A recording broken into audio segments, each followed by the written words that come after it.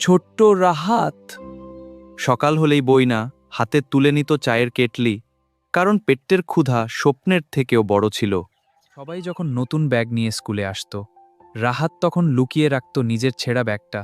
তবুও তার চোখে ছিল একটাই স্বপ্ন, একদিন বড় মানুষ হব। প্রচণ্ড বৃষ্টি হচ্ছিল, সবাই নিজের প্রাণ বাঁচাতে ব্যস্ত, কিন্তু হঠাৎ রাহাত দেখল রাস্তার পাশে এক বৃদ্ধ অসহায় হয়ে পড়ে আছে। এই যে দাদু, আপনি ঠিক আছেন? বাবা, আমাকে নিজের কথা সাহায্য না করো। ভেবে রাহাত দৌড়ে গেল বৃদ্ধ লোকটার কাছে, নিজের জমানো টাকাটাও দিয়ে দিল ওষুধ কেনার জন্য। দাদু ভয় পেও না, আমি তোমাকে হাসপাতালে নিয়ে যাচ্ছি। বাবা, তুমি এত কষ্ট করছো, কোনো দিন চিন্তা নেই। পর স্কুলের সামনে এসে থামলো একটা কালো গাড়ি। তারপর যা হলো দেখে পুরো স্কুল অবাক। ছেলেটা শুধু আমার জীবন বাঁচায়নি, আমাকে মানবতা শিখিয়েছে। সে আমাকে দেখালো যে ভালোবাসা আর সাহায্যের মধ্যে জিনজগান মানুষের জীবন। আজ আমি এটা সকলের সামনে কেটে প্রকাশ গেল। করছি। সেই গরিব রাহাতই একদিন বড় ডাক্তার হলো, আর বিনামূল্যে চিকিৎসা শুরু করলো গ্রামের মানুষের।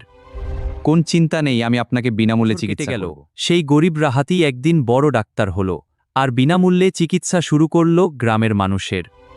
কোন চিন্তা নেই, আমি আপনাকে বিনামূল্যে চিকিৎসা করব। বছর কেটে গেল, সেই গরিব রাহাতই একদিন বড় ডাক্তার হলো, আর বিনামূল্যে চিকিৎসা শুরু করলো গ্রামের মানুষের। মনে রেখো।